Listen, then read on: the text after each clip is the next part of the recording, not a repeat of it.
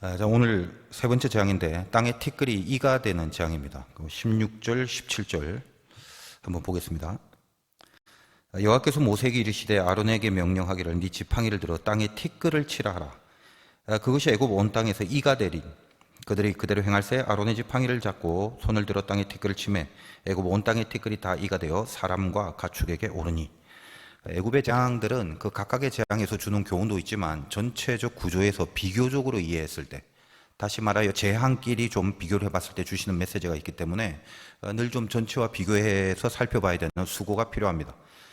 이 땅의 재앙 세 가지는 일단은 그 아론의 지팡이를 사용했다는 점, 그리고 이 애굽의 실체가 무엇인가를 각성케 하시려는 의도가 그게 주된 목적이다라는 그 점, 그게 공통점이죠. 그러므로 이 땅의 재앙은 그게 뭐 이스라엘 사람이든 애굽 사람이든 동일하게 당하는 재앙이 되는 겁니다. 이해하시겠죠? 자, 근데 이제 공중 재앙부터는 이스라엘을 앞으로 다루겠지만 고센 땅이라는 곳에 특별히 구별하여 줌으로써 그 재앙을 당하는 고통을 피하게 해주시는 거거든. 그러니까 공중 가기 전에 이 땅의 재앙은 뭐랄까 하여간 극단적인 어떤 상해를 입히기보다는 성가시게 하고 괴롭게 하는 그런 수준입니다. 근데 공중재앙부터는 뭔가 실질적인 직접적인 그런 상해를 주기 시작하는 거거든요. 그러니까 본격적인 처벌을 하기 전에 이 땅의 재앙은 어떤 경고의 수준에서 주어진 재앙들이라는 거예요. 공중부터는 이 재앙의 강도가 달라집니다. 그러니까 여러분들도 명심해야 될 게 있어요. 경고가 이렇게 오면은 빨리 돌이켜야 한다는 거예요. 하나님은 오래 참으시지만 영원히 참으시지는 않습니다. 공부 잘하는 학생들은 하여간 미리 준비한다는 거, 이게 다 공통점이에요. 공부 못한 학생들은 미리라는 개념이 없어요. 그냥 영원히 아직이야, 아직 놀아, 그것뿐이에요. 다 아시잖아요. 일단 여기 그 이라고 번역된 이 히브리어 킨님이라고 하는데, 여러분 때는 없었지만 그 제가 어렸을 때만 해도 그 이들이 많았어요. 그래서 막 빛 같은 걸로 머리 막 빗고 이런 막 이가 떨어지고, 캄보디아 같은 데 가면 막 이들이 많고 그래, 머리 감길 때. 자, 그런데 이 히브리어 킨님은 우리가 생각하는 그런 이가 아니에요. 오히려 그 모기에 가까운, 그 뭐라고 하나 그 찾아보니까 각다귀라고 하는데 난 처음 들어봐. 하여간 다리가 길고 몸집이 작았고 있는데 쏘는 힘이 굉장히 강한 그런 겁니다. 근데 뭐 이가 뭐 아무리 그 세다 해도 요즘 그 동인천 모기보다는 약하겠지. 그 지금 이 시간 지금까지 날아다니는 동인천 모기는 이거 일반 모기가 아니라 거의 좀비 수준입니다. 계절이 어떻게 돌아가는지 스스로 진단을 못하고 살아가는 모기, 이거 지금 제정신이 아니거든. 지금 날아다니는 거는. 그 지금까지 있는 그 인천의 온갖 화학 물질을 혼자 다 섭취하고, 그러니까 색깔도 굉장히 시커매. 그리고 청바지 입어도 뭐 그냥 뚫어버려. 이거는 모기향 같은 걸로 죽일 수 없어요. 오로지 그냥 그 헤드샷이 돼야만 죽는 그런 아주 아주 변이 모기들입니다. 근데 그냥 이렇게 이같이 막 간질간질하고 뭐 더럽고 징글거리고 이런 것만 있으면 이게 별게 아닌 것 같은데, 이 캣님은 사람한테 달라붙어서 이렇게 쏜다 이 말이지. 그럼 이 땅의 티끌이 다 캣님으로 변했으니까 얼마나 심한 그 고통 가운데 있었겠어. 뭐 죽진 않겠지만. 근데 여기에 그 이라는 것은 흙의 신이 있는데, 그 애굽은 전부 다 신이라고 그랬죠. 그 셉이라고 그럽니다. 이 대지의 신 셉이 이 땅에 많은 풍성한 그런 열매를 줍니다. 많은 땅에서 이게 열매들이 나오잖아요. 실체를 보니까 이제까지는 열매를 거두고 풍성한 땅인 줄 알고 기름진 땅인 줄 알았는데, 가만히 이렇게 실체를 보니까 그 땅의 열매들이 전부 다 이들, 캣님이더란 말이지. 이게 좋은 게 아니라는 겁니다. 그러므로 이 재앙은 그 애굽의 대지의 신, 땅의 신인 그 셉을 격파하는 재앙이라고 보면 됩니다. 하여간 이제 오늘 이 세 번째 재앙의 특징이 뭐냐? 일단 아무런 경고도 없이 찾아온 재앙이다.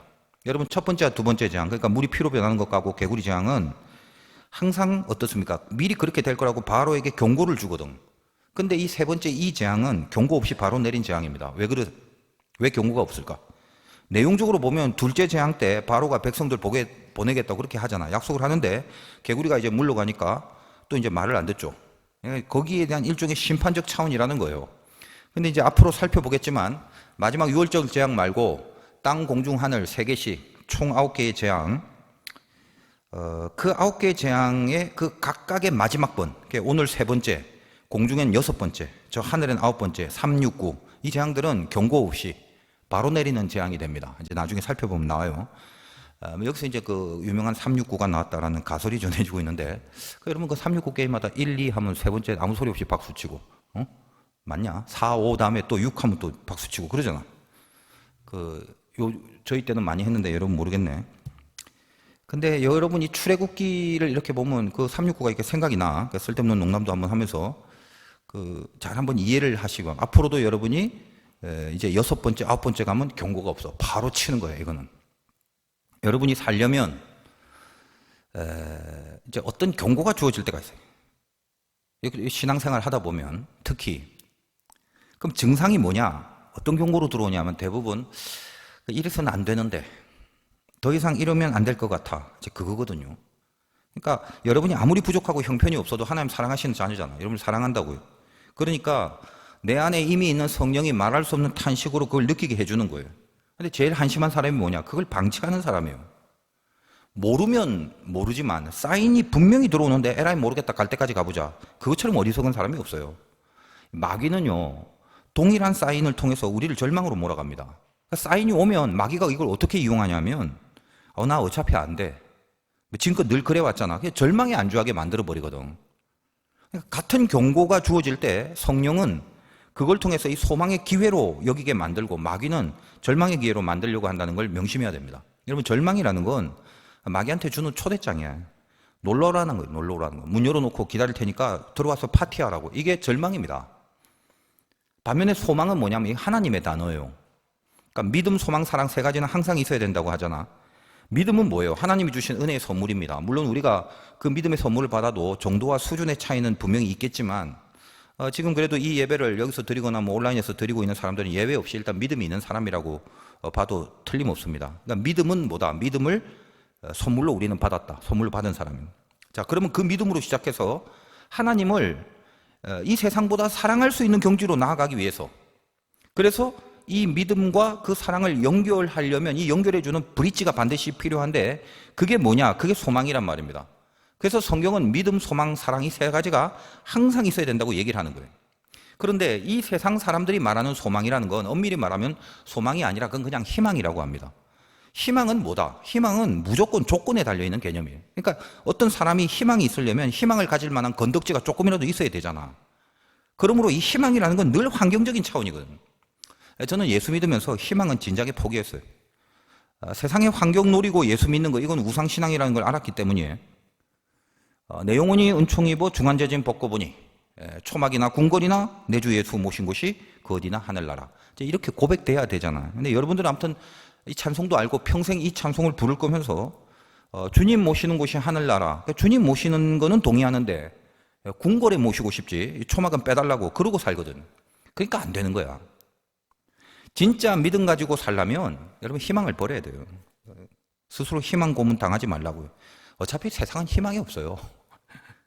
대신에 소망을 가지셔야 돼요, 여러분. 소망은 뭔데요? 제가 이 믿음, 소망, 사랑을 애굽, 광야, 가나안으로 설명을 여러 번 했습니다. 출애굽은 지금 다루고 있지만 자, 전적인 하나님의 은혜로 빼내온 거지. 그걸 믿음이라고 그래요. 그러니까 내가 만든 게 아니야. 그건 하나님이 주신 선물이야. 다시 말하여 내 행위나 내가 갖고 있는 조건이 아니라는 차원에서 믿음이다. 그 믿음은 하나님이 주신 선물이라고 그랬지. 그러니까 믿음은 애굽 차원에서 발휘가 되는 거야. 하나님에 의해서. 그리고 나서 어디로 갑니까? 광야로 나가지. 그 광야가 소망이에요. 이 참 기가 막힌 말인데 여러분, 광야라는 것은 환경적인 상황이 빵점입니다. 그 최악이에요. 근데 그 최악인 거기가 소망이 발휘될 필드란 말이에요. 광야 다음이 가나안인데 거기는 사랑이야. 왜? 사랑은 같이 있는 거거든. 하나님이 드디어 함께 싸워지는 필드, 함께 하시는 필드, 그게 가나안이거든. 그러니까 이 가운데 있는 소망, 이건 환경이 아닙니다. 환경 붙들고 생겨나는 게 아니라고. 무조건 이거는 믿음을 붙들 때 생기는 거야. 그리고 사랑을 향해서 그 방향을 잡고 있어야 드디어 소망이 드러나는 거라 이 말이에요.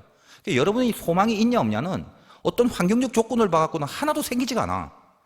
오직 뭐다? 믿음과 사랑을 연결하는 거기 때문에 믿음을 붙잡고 사랑을 향하고 있을 때에만 소망이 드러나게 된다는 거예요.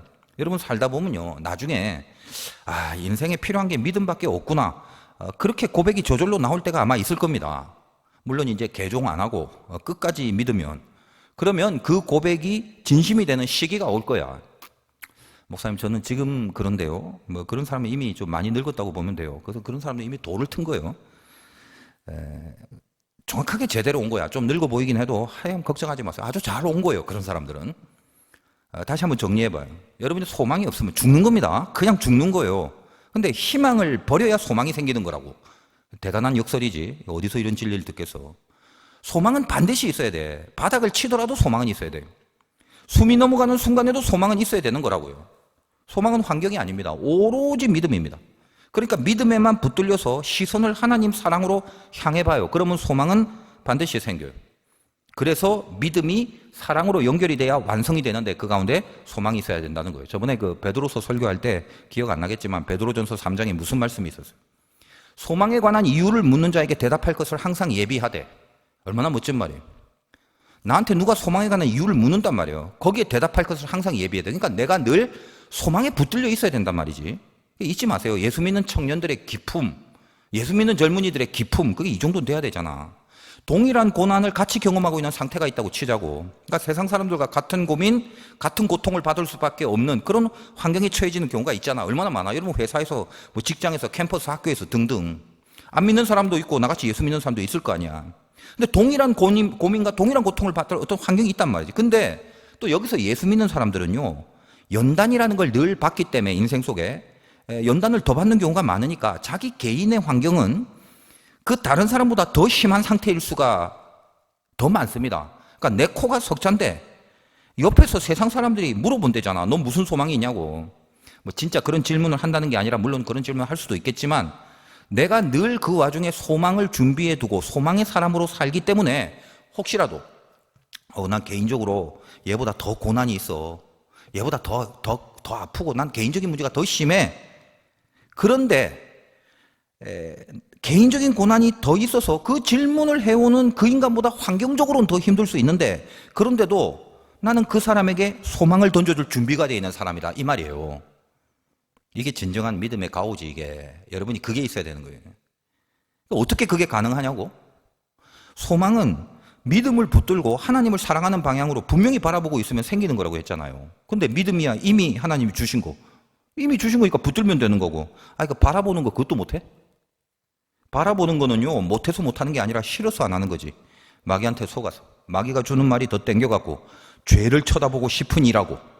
이 죄를 쳐다보고 싶은데 하나님 보기가 싫은 것 뿐이거든.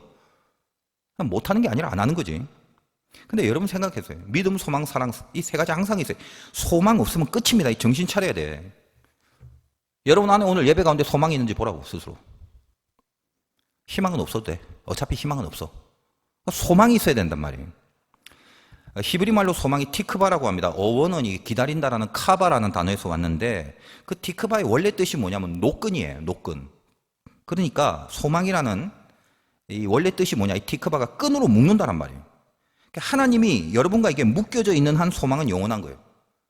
따라서 소망이라는 건 묶여지는 기대, 내가 하나님과 묶여지는 그 상태에 대한 기대, 그거라고요. 그러니까 일반적으로 앞으로 내 생각에 이렇게 될 것 같다라는 그 기대가 소망이 아니라 그냥 하나님과 묶여져 있는 상태, 그거로서 소망이라고 하는 거예요. 이게 근본이란 말이에요. 그러니까 반대로 묶여져야 되는데 이게 풀려지면 그건 끝이다라는 두려움을 같이 가지고 있어야 돼. 그래야 이 두려움이 있어야 내가 하나님 앞에 안 풀려지려고 필사적으로 붙들고 있게 되잖아. 그러니까 하나님과 묶여져 있다는데 더 이상 뭘 바라니?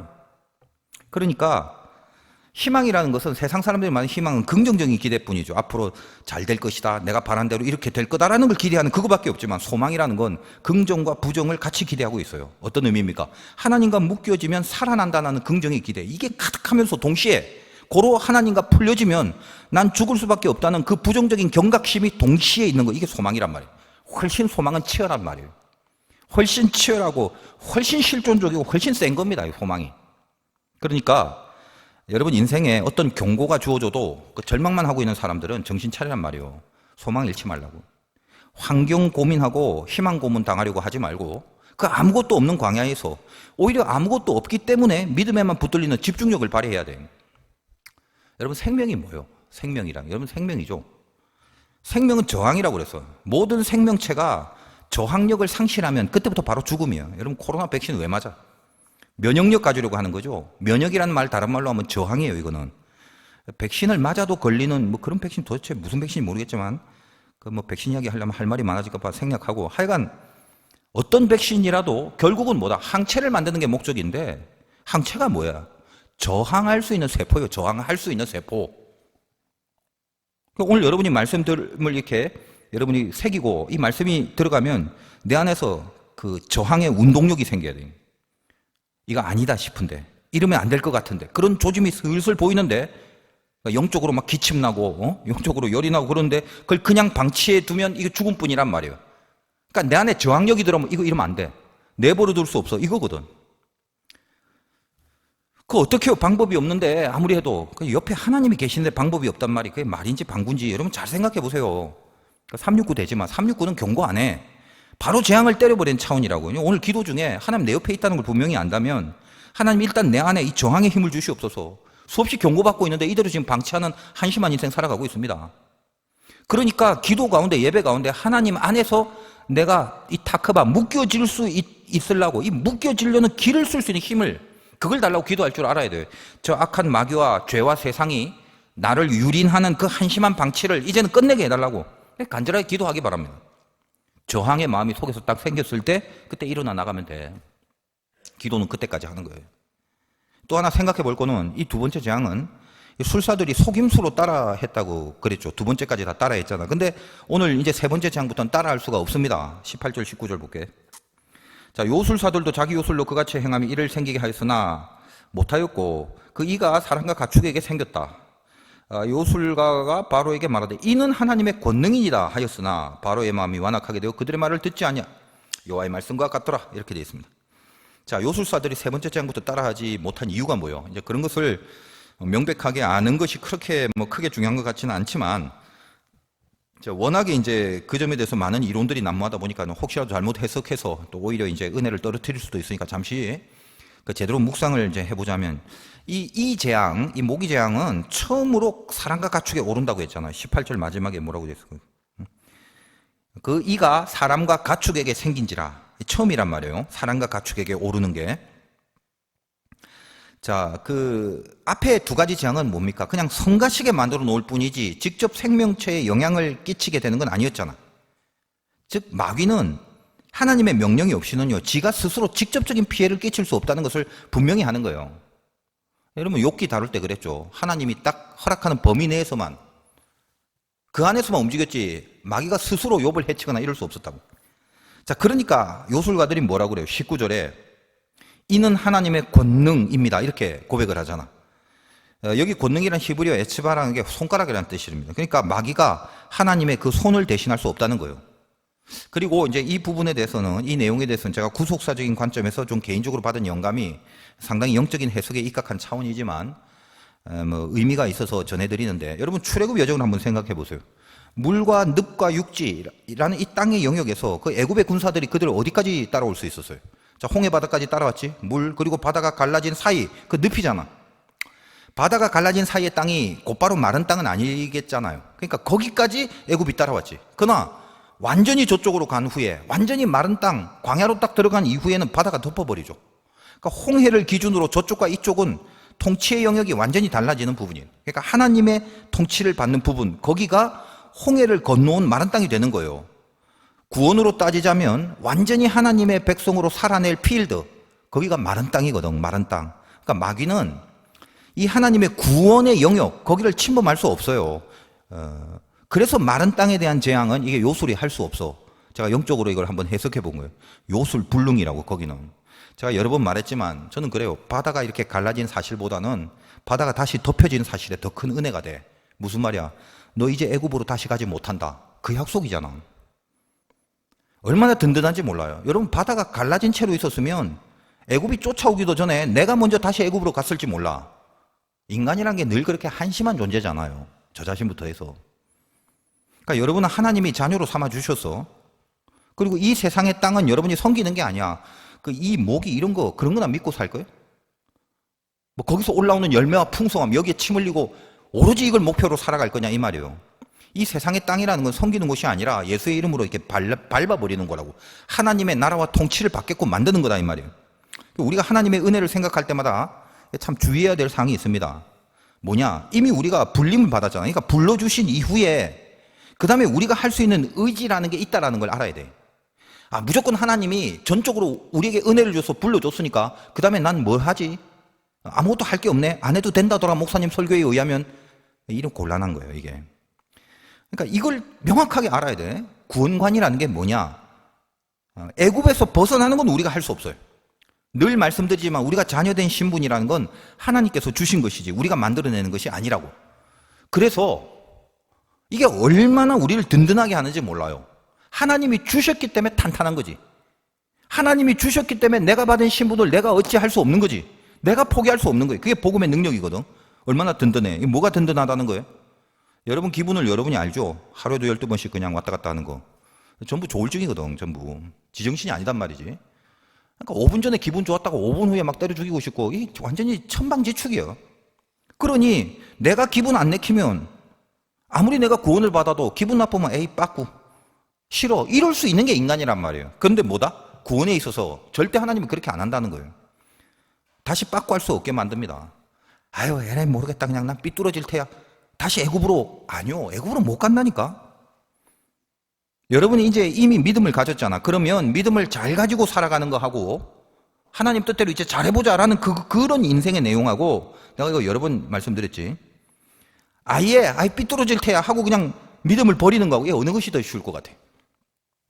믿음 버리는 게 쉬워 보이죠? 어떤 사람이 이래요. 제 친구가요 어릴 때부터 교회 잘 다니고 그랬는데 학교 떨어지고 실망해서 교회 안 나오는데 지금까지 잘만 살던데요. 우리 주변에서 흔히 목격할 수 있는 정황이에요, 이런 게. 그러나 우리가 사실 그 한 명 한 명의 속과 그 캐릭터와 내면을 어떻게 알겠어? 내 진단은 이겁니다. 그 사람이 교회만 잘 다녔는지 진짜 예수를 잘 믿고 있었는지 이건 우리가 모른다니까. 여러분 옆 사람이 무슨 신앙생활 잘하는 거 우리가 알 수 있는 것 같아요? 제가 목사라고 여러분이 뭐 목사라는 타이틀 하나로 목사님 신앙 좋아 이러면 안 돼요. 내 속을 누가 알아? 하나님만 아는 거지. 아무도 겉으로 판단할 수 없다니까. 그러니까 그냥 겉모습을 보고 무슨 진단을 하거나 어떤 규정을 하려고 하지 마. 이미 그게 틀린 거예요. 내 진단은 그래. 그 사람이 교회만 그냥 잘 다녔는지 예수를 진짜 믿었는지 그건 모르니까 그냥 겉으로 보여지는 종교적 모습으로만 그걸 신앙이라고 판단해버리잖아. 물론 이제 우리는 그럴 수밖에 없으니까 그런 식으로 말할 수밖에 없지. 그러니까 그 사람이 생각해보세요. 고작 그 학교 떨어진 곳으로 신앙을 버렸다면 그건 예수 믿는 게 아니라 교회 생활을 한 것뿐이겠지. 근데 진짜 믿었는데 잠시 실족해서 신앙을 버렸다고 한다면 그거는 이제 지 생각에 아니 나 관도 안 할 거야 라고 했지만 가만히 한번 살펴보세요. 그 인생을. 그리고 조금 더 한번 지켜봐요. 지 스스로도 몰라. 제 생각은 그래요. 정말 하나님을 믿었다면 그 사람은 하나님과 겉으로는 떨어져 있는 것 같아도 비례적으로 그 속에서 굉장히 괴로움이 분명히 있을 거야. 그 뭔지 모를 캥김이 계속 속에 있을 거야. 그게 분명해요. 제가 가끔 사람들 만나면 이런 거예요. 자기 어릴 때 교회 다녔는데 이제 차차 나갈 날이 올 거다. 이런 사람들이 있어요. 근데 그런 사람들도 사실 두 종류예요. 종교 생활을 다시 하겠다는 말인지 진짜 정신 차리고 정말 믿음 생활로 다시 돌아오겠다는지 그거 우리는 몰라. 그러나 그 사람이 정말 예수를 믿고 구원받은 사람이라면 그건 하나님은 아시겠지만 그게 어떤 모습이든 탕자처럼 만신창이가 되어서라도 돌아올 것은 분명합니다. 그러니까 여러분 남은 게 뭐예요? 환도뼈 하나 부러지는 정도로 돌이키고 이스라엘 되는 게 낫지. 마디마디 다 부러지고 돌아오면 그 부러뜨릴 때마다 그 쳐다보는 하나님 마음도 아플 거예요. 근데 중요한 건 팔다리 허리가 다 부러지더라도 두 눈을 다 뽑아버리고 이빨을 다 부러뜨리고서라도 하나님은 당신이 한 번 구원한 당신의 자녀를 포기하지 않으신다는 거예요. 그게 하나님의 사랑입니다. 바로 이것이 은혜로 얻은 우리 신분의 놀라운 능력이라고. 여러분이 그 능력이 있다고요. 다시 무슨 능력이요? 신앙적으로 잘 해낼 능력이 아니라 그 전에 다시 애굽으로 절대 갈 수 없는 능력. 그게 우리에게 있단 말이에요. 누구에 의해서? 하나님에 의해서. 그러니 뭐다? 헛물 켜지 마. 수 틀리면 관두자. 이런 생각 애초에 먹히질 않아요. 몸 성할 때 최선을 다하세요. 그거밖에 없어. 마귀는 우리 구원을 이렇게 건드릴 수가 없다고요. 하나님이 우리를 붙들어 주신 것을 마귀가 공격할 수 없어요. 우리의 자녀가 된 신분은 건드릴 수가 없어요. 물을 이미 건너버린 그 마른 땅은 하나님이 직접 이끌어 가신 곳이. 남은 건 뭐다? 애굽으로 기웃거리는 것이 아니라 고로 남은 건 오로지 한 방향, 하나님을 사랑하는 그쪽, 그 가나안이 우리들의 유일한 목표일 뿐입니다. 그래서 의인은 7번 넘어져도 8번째 일어난다. 이게 사실이란 말이에요. 잘해보려고 또 일어나고 그러다 쓰러져 버리더라도 난 안 된다, 포기할 거다가 아니라 이 복음의 능력이 무엇인지를 안다면 또 쓰러지더라도 나는 하나님의 자녀라고 그렇게 가슴으로 외치고 그렇게 속으로 눈물 흘리고 또 두 손을 짚고 빠둥빠둥거리며 일어나라고 할 때 그 애씀을 바라보시는 하나님의 마음이 어떨 것 같아? 너무너무 사랑스럽고 저 내 아들 맞네, 내 자녀 맞네, 너무 이쁘고 그걸 안 도와주겠어? 그의 권능의 오른팔이 우리를 잡아 올리시겠죠. 여러분 절망하지 마요. 하나님이 소망이지 환경이 소망이 아니에요. 하나님이 소망인 이상 그 소망은 영원히 내 안에 있는 거예요. 여러분 어떤 경우라도 다시 일어나서 믿음으로 나아가기를 주님의 이름으로 축원드립니다.